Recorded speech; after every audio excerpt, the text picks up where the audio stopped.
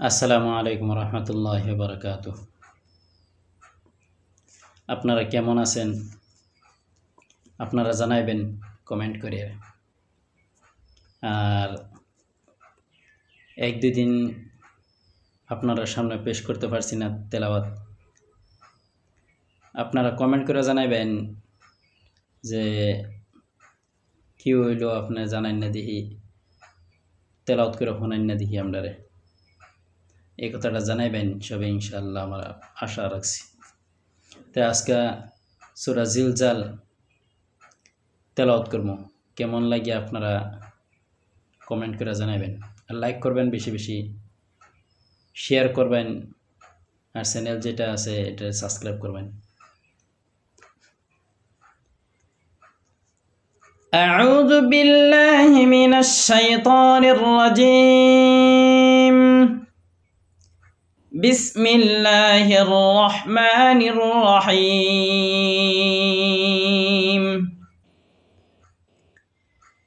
إذا زلزلت الأرض زلزالها وأخرجت الأرض أثقالها وقال الإنسان ما لها يومئذ تحدث أخبارها بأن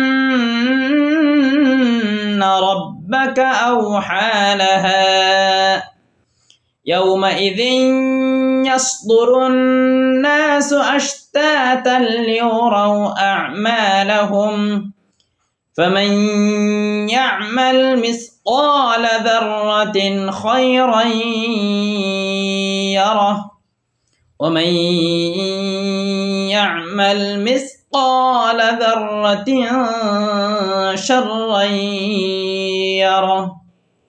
صدق الله العظيم.